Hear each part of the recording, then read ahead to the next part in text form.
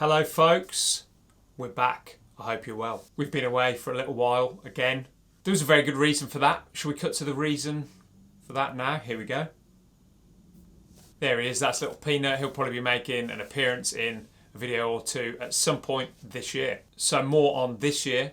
We're going to try and be more consistent on the uploading front, and we're going to do a new video every week. We're changing our upload day to Friday. So look out for that every Friday, a brand new video from us. We've had some great requests for videos in the comments section and we love that. And please keep them coming in. So if there's anything you want to see us do, drop us a note in the comments below. We just crossed 2,000 subscribers. Brilliant. Please subscribe if you haven't already. And don't forget to give this video a like. So without further ado, let's get straight into today's video. I've got a great guitar tutorial for you. We're going to take a look at Rises the Moon by Liana Flores. This song is taken from an EP called Recently and it came out in 2019. If you haven't checked that out, go and do that. You'll love it. It came onto my radar via a student of mine and I just thought it was a really interesting song. It's a really charming recording and there's some great chords in there, some of which might be new to you. So let's get into it. First of all, let's take a look at the intro. So before you do anything else, let's get the guitar in the right tuning. We are in E flat standard, so we're half a step down. I did some research and I honestly think that this is the thing that most people are missing when it comes to playing this song. So we've got E flat, A flat, D flat, G flat, B flat and E flat, or if you like in sharps, D sharp, G sharp, C sharp, F sharp, A sharp and D sharp. So you've done all that, you've learned it perfectly, and you start playing it with the track, and it still sounds a little bit weird. That is because the track is actually slightly flat. So if you want to go really deep on this, you're going to have to tweak the tuning to the track, just flattening each string a tiny amount. So the intro is beautiful, and it's this bit.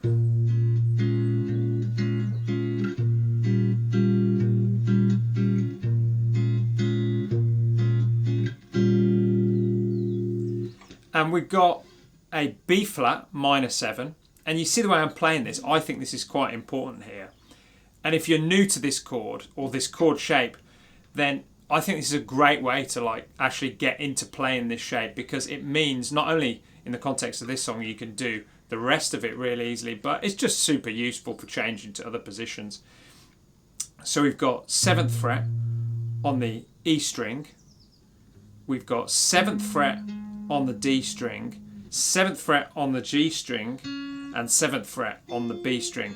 I'm calling them E, A, D, G, B, E just for ease of use, for speed. So it's going to sound like this. You'll notice that my index finger is sneaking underneath the rest of them, almost like a mutant G chord, to play that D string note. And it'll become obvious why we're doing that when we actually play it. The song is in 3/4. And we're going to start with the thumb on beat 1 and then you're going to play the rest of the chord on beats 2 and 3. You do that twice on each chord. And then change. Now you see my index finger just pops back onto the 6th fret there.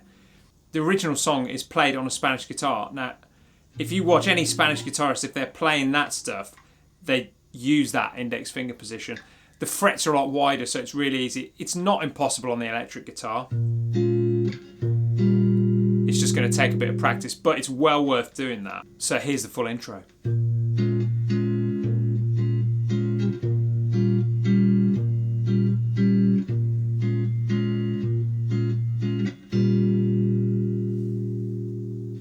Cool.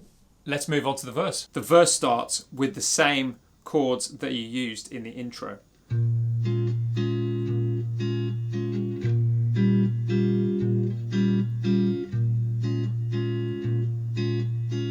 At that point, we're going to move to a C sharp 7.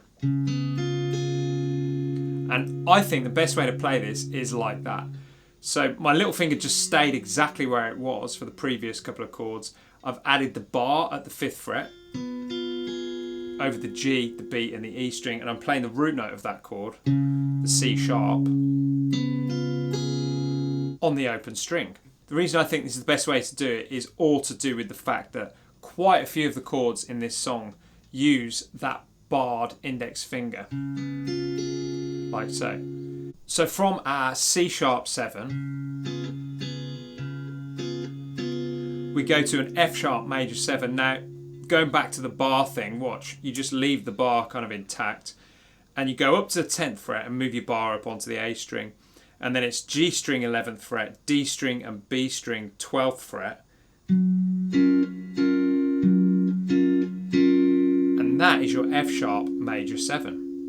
From your F-sharp major 7, you're going to do a really small move, down 1 fret to the 9th fret with the bar, 10th fret on the A string, and 11th fret on the D and the B string to give you the F-sharp diminished 7.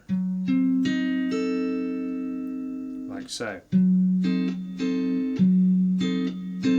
Now, like all of the chords preceding this, and indeed all the chords in this song, we're going to do thumb on the root note, the bottom note of the chord, and then you're going to fill the rest of the chord with the remaining 3 strings. Finally, from the F-sharp diminished 7, all you got to do is move back to the 2 chords that we played at the top of the verse and play them once. And at that point, after the first verse, the verse repeats again. For all of this, the best thing you can do once you've learnt the pieces is to listen to the song and see how it fits together. Let me play you the whole of the verse.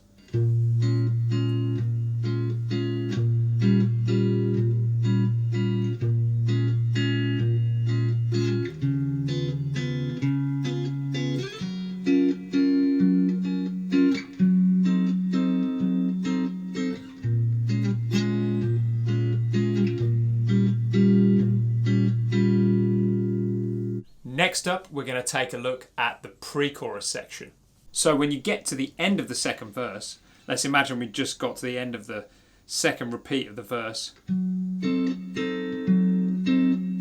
From that chord, we're going to jump to a new chord altogether. And I think the best way to play this section is to jump straight to a normal D shape. So that's your C sharp there. From there you go to your C sharp augmented, back to the C sharp, and then to the C sharp 7 that we learned earlier. Let me just go into a little more detail. From your F sharp diminished 7 all the way down the neck to a D shape, obviously it's a C sharp chord because of the tuning, 2nd fret G string, 2nd fret E string, 3rd fret B string, and open D string, then to the C sharp augmented. The way I do that is put the middle finger 3rd fret G string and move the index finger down to the 2nd fret E string, then back to the C sharp, and then up to the C sharp 7 that we discussed earlier. Let me play you the whole section through, including the last chord of the verse.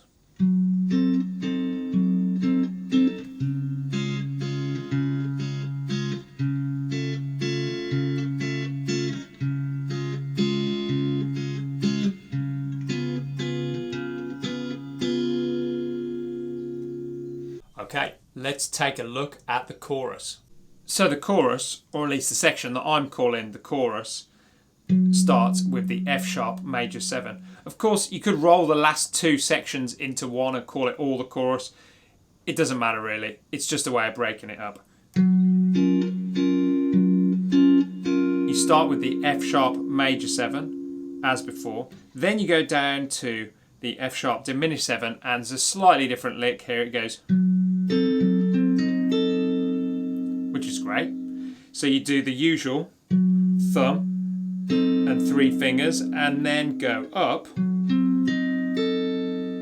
the 4 strings, thumb, index, middle, 3rd. So I'll show you that again.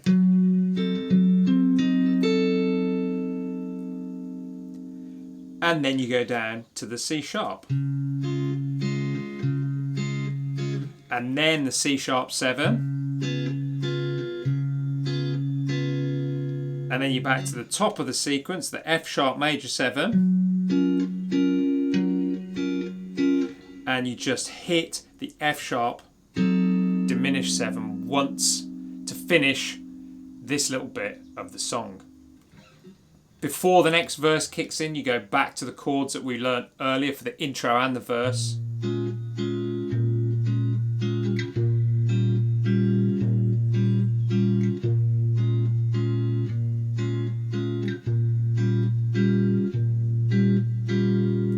And you play them twice.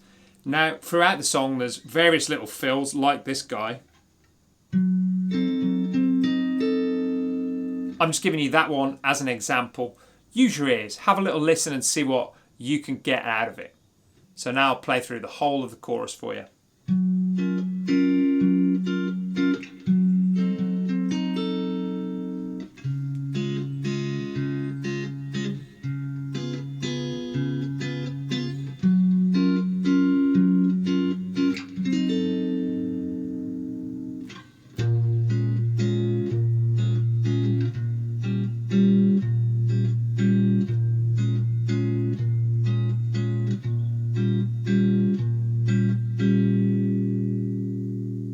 Finally, let's have a look at the beautiful outro. So the very last bit of the song starts exactly as we begun it.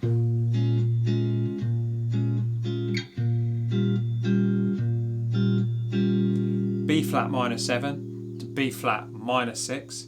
Then you move one step further to the 5th fret of the D string for the B flat minor flat 6. And the final chord of the song is this B flat minor 9th. We sort of hear a finger roll up that, and that's a bar at the 7th fret over the G, B and E string, and then you add your little finger, or your 3rd finger if you like, at the 9th fret of the high E string. So let me play the whole of that section through.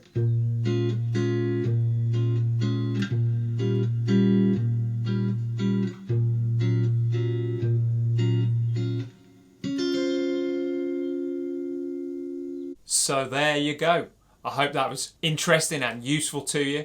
If you have any further questions, please leave us a comment below. I always reply, more than happy to do that. Don't forget to like this video and subscribe if you haven't already. I'll see you next week.